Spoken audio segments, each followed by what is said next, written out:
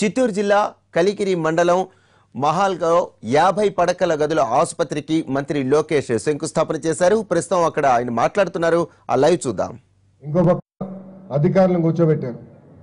ఆయన ఆ రోజు చెప్పారు, నేను 1000 రూపాయలు పెన్షన్ ఇవ్వాలని హామీ ఇచ్చాను, అది తక్షణమే అమలు చేయాలని. అప్పుడు అధికారులు అన్నారు, ఇది అవ్వదు సార్, డబ్బులు లేదు, 1000 రూపాయలు ఇవ్వాలంటే దాదాపు 5000 కోట్లు కావాలి సంవత్సరానికి, ఎక్కడి నుంచి తెస్తామంటే ఆయన ఒక్కటే చెప్పారు. పాదయాత్రలో నేను చూశాను, పెద్దలు పడే ఇబ్బందులు నేను పాదయాత్రలో చూశాను. అందుకే నేను నిర్ణయం తీసుకున్నాను, మీరు నాతో డిస్కస్ చేయొద్దండి, ఒక పద్ధతి ప్రకారం అమలు చేయండి అని ఆయన ఆదేశాలు జారీ చేస్తాం జరిగింది. ఇంకో పక్కన ఇక్కడ చాలా మంది రైతులు ఉన్నారు. 2014 ముందు ఒక్కసారి ఆలోచించండి. ఇత్తనాల కోసం కానివ్వండి, ఏరువుల కోసం కానివ్వండి, మనకి లాఠీ దెబ్బలు తగలేదు. అవునా కాదా? అవునా కాదా? అవునా కాదా? చెప్పండి, మర్చిపోయారా? ఆనాడు రోజు పేపర్లో చదివాళ్ళం, ఫోటోలు చూసేవాళ్ళం. ఈరోజు ఎంత పద్ధతి ప్రకారం జరుగుతుంది? పద్ధతి ప్రకారం జరుగుతుందా జరగట్లేదా? ఇత్తనాలు ఇస్తాం కానీ, ఎరువు ఇస్తాం కానీ జరుగుతుందా జరగట్లేదా? జరుగుతుందని భావిస్తున్న వాళ్ళు చేతులు పైకెత్తండి. చూడండి, ఒక పద్ధతి ప్రకారం చేసుకుంటే మనం ముందరికి వెళ్తున్నాం. ఇంకో పక్కన ఇంటింటికి 100% గ్యాస్ కనెక్షన్లు వచ్చినాయా? వచ్చినాయమ్మా? అరే మీకెక్కడ తెలిసినాయా?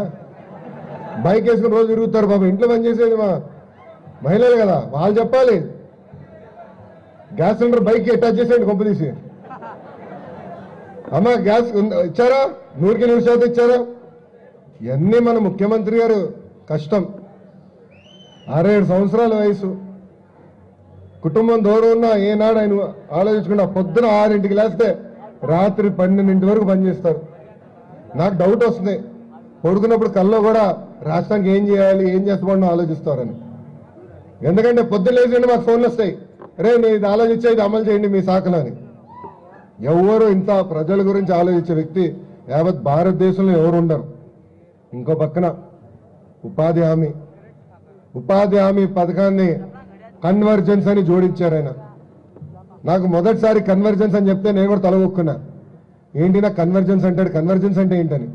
కానీ ఈరోజు మీరు చూడండి, దాదాపు గత 3 సంవత్సరాల్లో మన గ్రామాల్లో 1000 కిలోమీటర్లు సిమెంట్ రోడ్లు వేసిన ఘనత ఒక తెలుగుదేశం ప్రభుత్వాన్ని. ఇక్కడ సర్పంచులు ఎవరు ఉన్నారండి? సర్పంచులు ఎవరు రాలేదా? అంకల్ చేతులు పైకెత్తండి. సర్పంచులు చాలా మంది ఉన్నారు. అన్నా మీరు ఎన్నికలు ఎప్పుడు గెలిచారు? 2013, అవునా కదా? 2013లో గెలిచారు. దాదాపు 1 సంవత్సరం తర్వాత మన తెలుగుదేశం పార్టీ ప్రభుత్వంలోకి వచ్చింది, అవునా కదా? కానీ 2013లో మీరు గెలిచినప్పుడు ఏనాడైనా ఇంత అభివృద్ధి జరిగిందా మీ గ్రామంలో? జరిగిందా జరగలేదా? ఆనాడు జరిగిందా? 2014 ముందర ఏంటంటే ఎవరు మాట్లాడలేదు వెనకాల, జరగలేదా?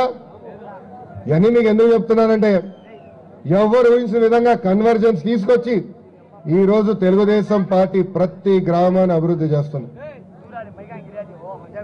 నేను చిన్నప్పుడు ఊరికి వెళ్ళినప్పుడు చెప్పారు, అరే ఊరిలో రోడ్లు లేవు, తాగునీరు సమస్య ఉంది, స్ట్రీట్లో లైట్ బల్బులు లేవు అని.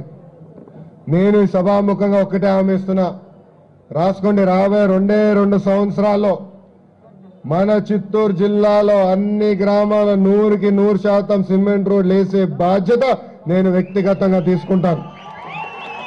నిన్న రివ్యూ పెట్టా కలెక్టర్ సార్తో. సార్ నాకు క్లారిటీ ఇచ్చారు, ఈ సంవత్సరం 1000 కిలోమీటర్లు, రాబోయే సంవత్సరంలో 900 కిలోమీటర్లు, అంటే 1900 కిలోమీటర్లు వేస్తే ఇంకా సిమెంట్ రోడ్లు అవసరమే ఉండదు మన జిల్లాలో అని సభాముఖంగా మీకు చెప్తున్నా. ఇంకో పక్కన గ్రామాల్లో మనం రాత్రి అటు ఇటు వెళ్ళాలంటే కంపడదు, సెల్ ఫోన్లో టార్చ్ లైట్ ఆన్ చేసుకుని వెళ్తా, అవునా కదా?